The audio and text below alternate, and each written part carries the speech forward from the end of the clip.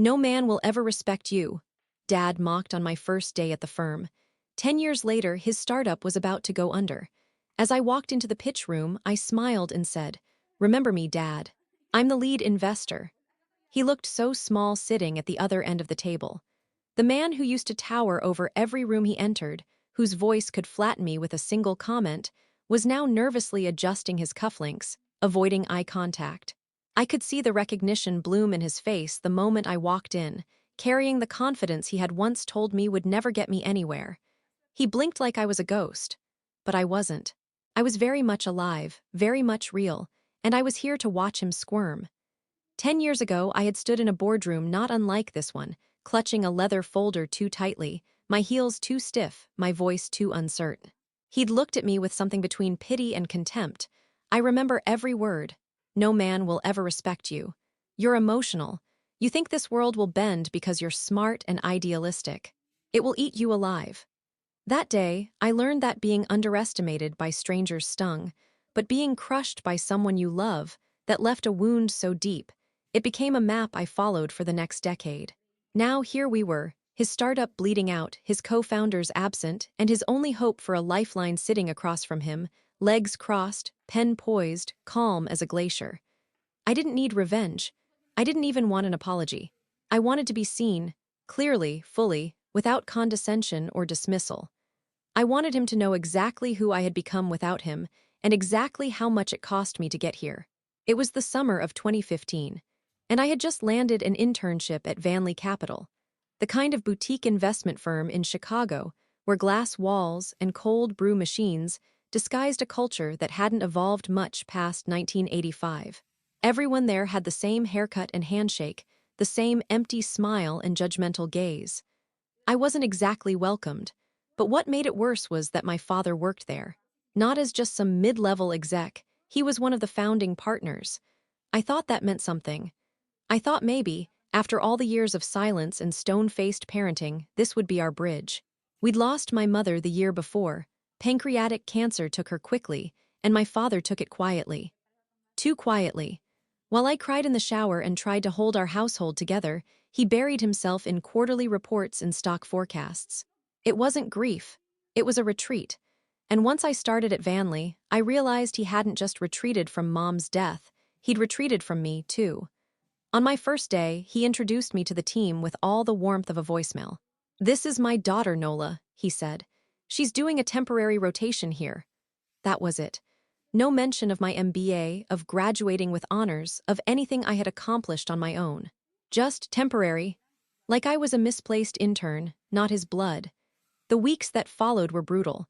I was constantly left out of meetings, passed over for real assignments, handed coffee runs and spreadsheet formatting instead of deal analysis.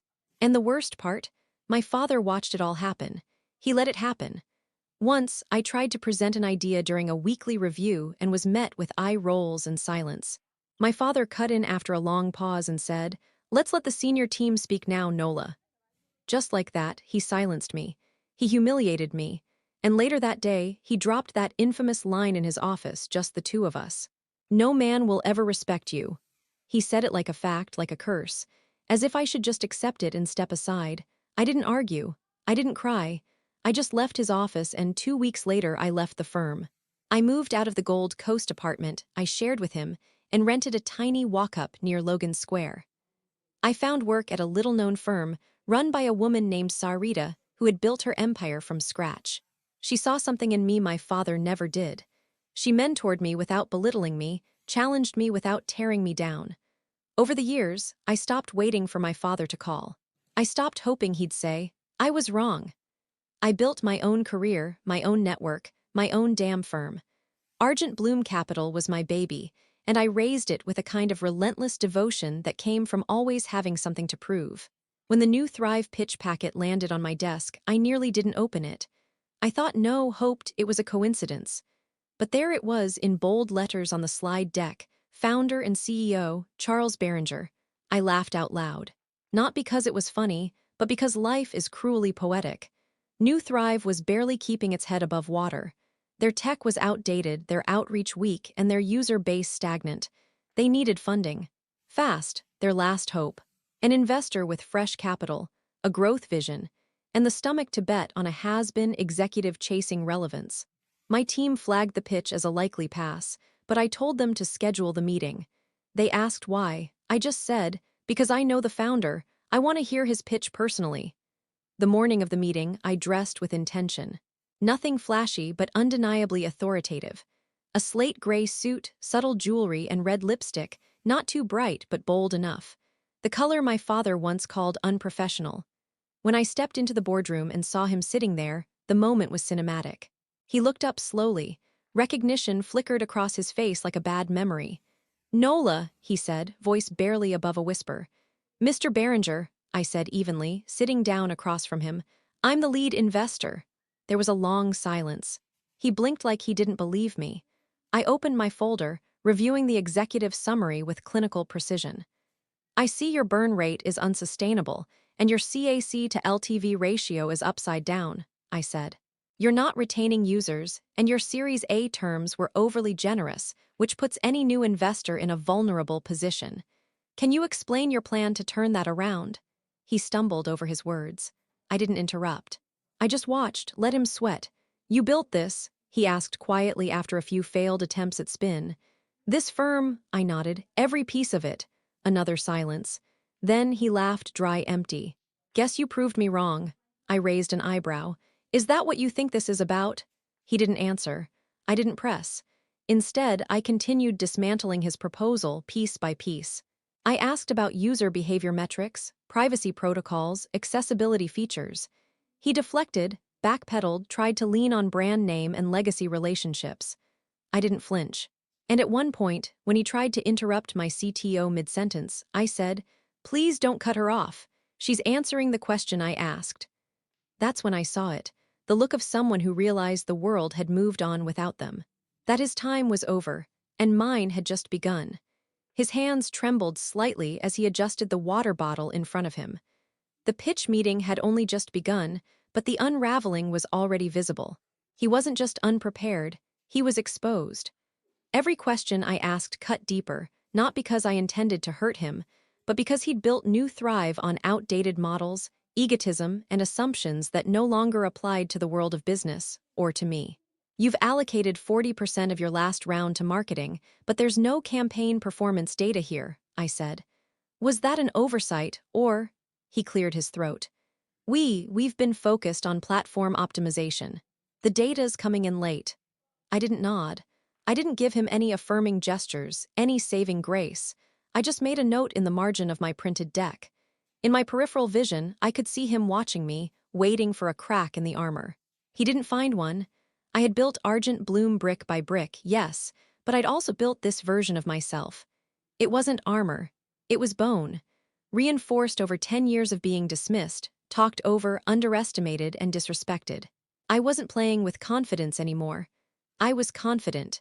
He looked across the table at my managing partner, Amelia, as if hoping she might offer a warmer reception. But Amelia, brilliant and no-nonsense, met him with the same analytical gaze.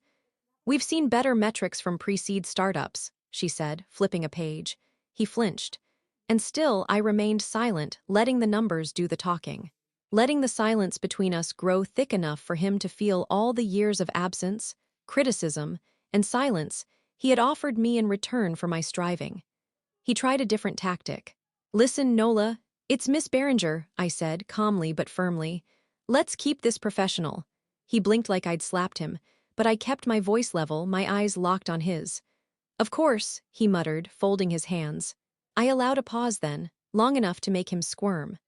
I wanted him to feel the discomfort I'd once felt under his scrutiny, when I'd offered ideas only to be cut off, when I'd worked late nights trying to prove I deserved to be in the room, only for him to pretend I was a guest instead of his own flesh and blood.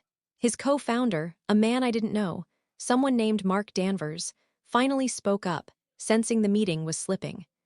New Thrive was designed to fill a crucial gap in the wellness market, particularly for executives and professionals facing burnout. "We believe with the right pivot and," Amelia cut in. "The wellness app space is oversaturated. You're not targeting a niche and your interface hasn't been updated in over a year. What differentiates you?" They stumbled. I stayed quiet.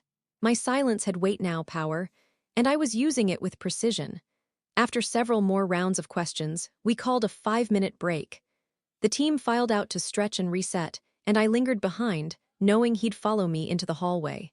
Wait, he said, catching up with me near the window that overlooked the city skyline. You're really not going to invest. It wasn't a question, it was a realization, a confession. I turned to face him. Tell me something, Dad. Did you ever believe in me, even once? His mouth opened, then closed. He looked at the skyline like the answer was out there somewhere in the gray-blue haze. I thought I was protecting you, he said finally. The world is brutal, Nola. Especially in finance. I didn't want you to get crushed. I shook my head slowly. No, you just didn't want to see me succeed on my own terms. You were afraid of what it meant if I could do this without becoming like you. He ran a hand down his face. Maybe I didn't know how to be a father after your mother died. Maybe I was afraid of everything. The vulnerability almost got to me, almost. But it was too late for sentiment. We weren't in a hospital room. We were in a boardroom, and this wasn't therapy. I didn't come here to rehash the past, I said, stepping away. I came to evaluate an investment, and based on what I've seen, New Thrive isn't viable. He nodded once, slowly, accepting it. His eyes looked older now, not just from age but from loss. Loss of time, of connection, of pride. As we returned to the room, the energy shifted. Everyone could feel it. The co-founder kept glancing at Charles, unsure whether to take the lead or retreat. Charles kept his eyes down. And I took over. The final segment of the pitch wasn't really about New Thrive anymore. It was about control. Who had it, who lost it, and who learned to wield it with grace instead of spite. I asked 2 final questions, both calculated. Why didn't you bring in someone with stronger technical leadership? We didn't think we needed it at the time, he replied, voice low. And do you think that now? He met my eyes. Yes. It wasn't enough, not for investment, but it was something. Still, I gave no hint of what I was thinking. My team took notes. I thanked them for their time and told them we'd be in touch. Charles lingered as the others gathered their things. I offered no final words, no warm goodbye, just a nod. The kind of nod you give a peer you once knew but no longer recognize. As the door closed behind him, Amelia turned to me and said, "That was intense." I just stared at the empty chair he'd occupied. Yeah, it was. And still, the meeting wasn't the end. It was the middle of something much more complicated. Something that had started long before New Thrive, long before Vanley, even long before I'd known what ROI stood for. The meeting had cracked something open in both of us. But cracks don't always lead to healing. Sometimes they just let the truth in.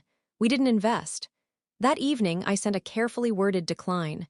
My team reviewed it, and I stripped it of any personal tone. I made sure it was professional, measured, impartial, and consistent with our firm's voice. But behind that neutral language was a lifetime of hurt finally returning to its sender. It read, "After thorough consideration, Argent Bloom Capital has decided not to move forward with an investment in New Thrive. While we respect the founding team's experience and vision, our analysis indicates a misalignment with our firm's current investment strategy and impact thesis. We wish you the best as you explore future funding opportunities. Sincerely, Nola Berenger, Managing Partner, Argent Bloom Capital." I hit send. Then I sat in the quiet of my office and let it all catch up to me. Not revenge. The release, I had waited a decade for that moment, but it wasn't a cinematic outburst. It wasn't some tear-filled reconciliation or vicious takedown. It was silent. Authority. The kind of power my father once hoarded like oxygen, now wielded by me with restraint. That was the real revenge. I didn't need to destroy him. I needed him to watch me thrive in spite of everything he denied me. Weeks passed. The pitch meeting became just another entry in our CRM system, another pass. But emotionally, it lingered longer than I expected. Not like an open wound, but like a healed scar you still catch in the mirror sometimes. Then, on a gray Thursday in March, my phone buzzed with a number I didn't recognize. I let it ring. Then I listened to the voicemail. "Nola, it's your father. I'm not calling to ask for anything. I wanted to say I'm sorry. I've said those words to a lot of people over the years, but I've never said them to the one person I hurt most. You were right. About everything.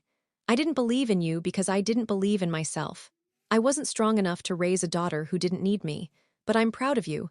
Even if you don't want to hear it, I needed to say it." He hung up without saying goodbye. I didn't return the call, not right away.